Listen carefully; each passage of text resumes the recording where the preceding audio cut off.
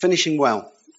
Chris has incredibly challenged us over these weeks. God has, through Chris, challenged us and encouraged us and grown us in what it means to live this Christian life and to run the race, as St. Paul put it. And we all feel probably like we're flagging at times. We all feel like we're struggling in this race. Sometimes we get some energy and we're going for it. Other times we're finding it a struggle. And of course, Jesus is with us every bit of the way in all of that. But I just want to home in on this particular verse. I have been crucified with Christ, and I no longer live, but Christ lives in me. The life I live in the body, I live by faith in the Son of God who loved and died for me.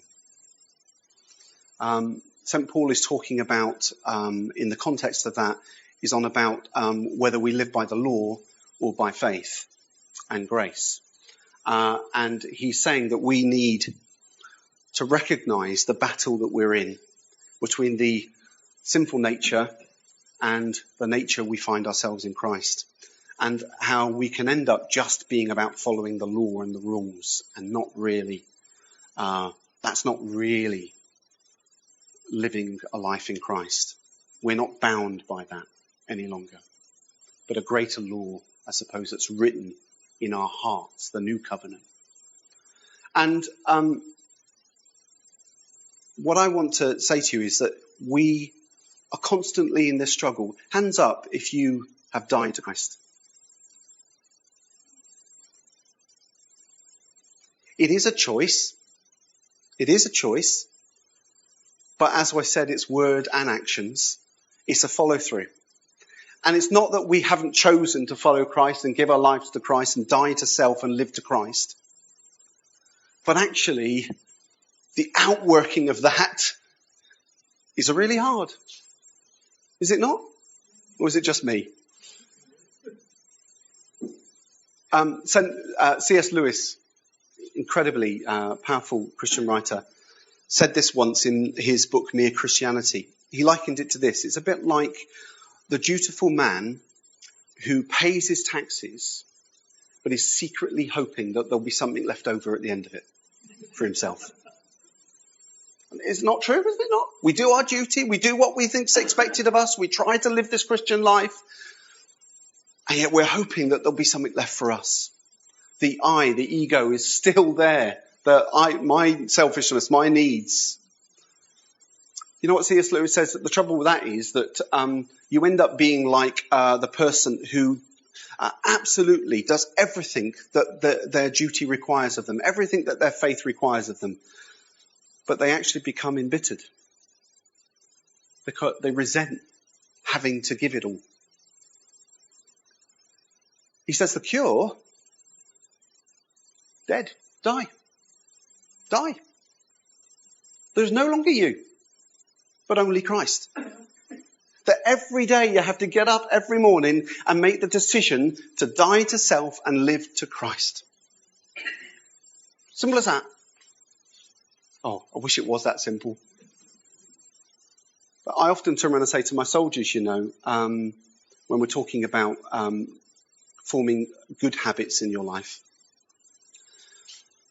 and things like forgiveness and everything else, you make a decision and your emotions will catch up with that decision. And you have to keep making that decision every day. And eventually, what is second nature, learnt nature, but looks like first nature, instinctive, automatic nature, second nature can become first nature. Do you get what I'm saying there? So that's the goal.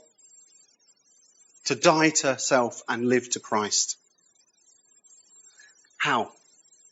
Very, very quickly. Exodus 4. You know the context. It's Exodus 3 you know very well, don't you? Moses in the burning bush. You know how he was a prince of Egypt and how he had to flee from there and went to Midian, met his wife and his father-in-law, Jethro, and lived as a shepherd for 40 years in Midian, out in the desert, in the wilderness, nowhere. And then he sees a burning bush, and it's not burning. And he goes over and he investigates, and he encounters God. And God says to him, I ain't finished with you yet, mate. I've got a task for you. And we meet it at chapter 4, where God has turned around and told him that he wants to go back to Egypt, and he wants him to bring all the Israelites out of slavery. And I think if God appeared to me, even with a burning bush, I'd still be thinking, I can't do that. And this is what God says to him. Moses answered, what if they do not believe me or listen to me or say the Lord did not appear to you? Then the Lord said to him, what is that in your hand? A staff, he replied. The Lord said, throw it on the ground. Moses threw it on the ground and it became a snake, and he ran from it.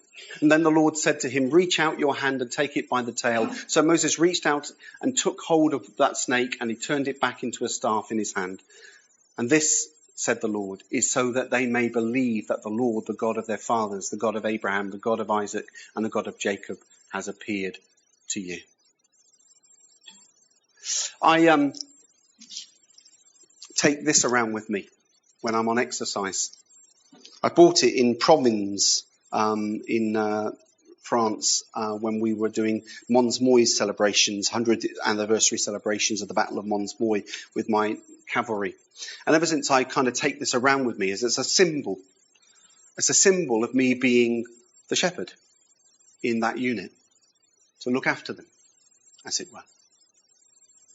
Now, Moses was a shepherd for 40 years. And in many ways, this staff that he would have carried around with him represented who he was.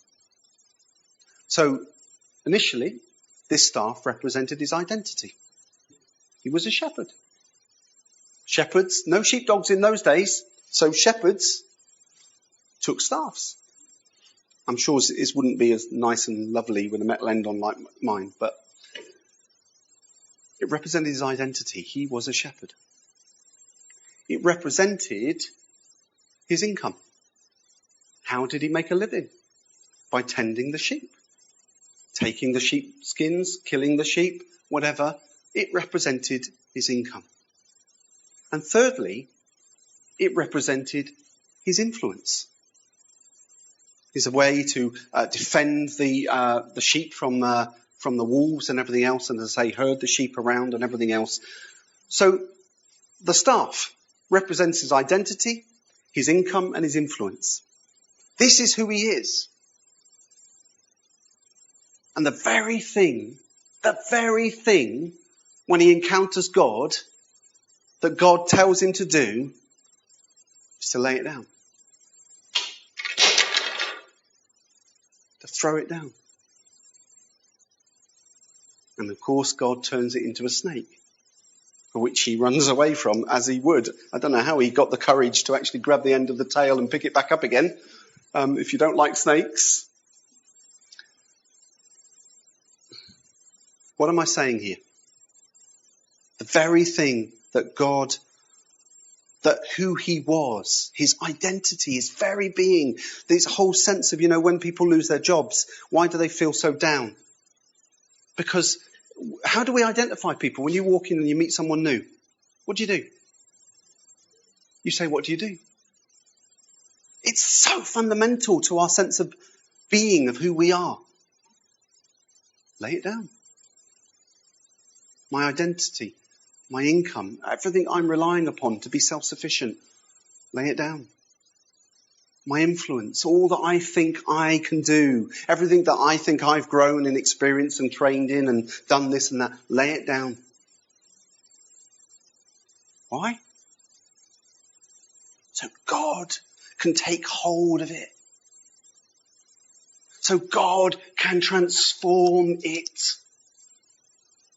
into his instrument. I don't know if you've ever clocked when you've read these scriptures, but in chapter 4, verse 20, it says, Moses, when he was going off to Egypt, it says Moses took the staff of God. No longer was it Moses' staff. It was God's staff. You see, when we come before him and we die to self and we live to Christ, when we lay it all down and we only pick up what God gives us back, that's the key to finishing the race well. Powerful.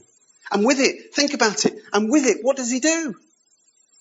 When it's God's staff and no longer his staff, he strikes the water and the Red Sea parts.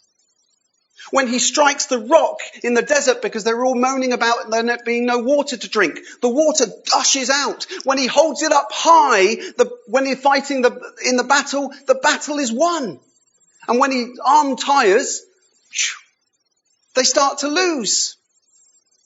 That's why he needed Caleb and Joshua to help him hold it up.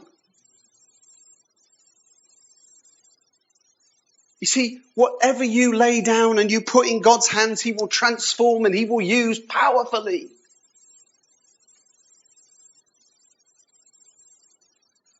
That's how you finish the race. Continually. Daily. Lay your life down. Make that choice every day when you get up in the morning. I don't. I have to practice what I preach too. And only pick up what he gives you back. Because then it will have all the power you need to do it. My time has gone. But all of us are in a ministry. All of us are called to reach the lost.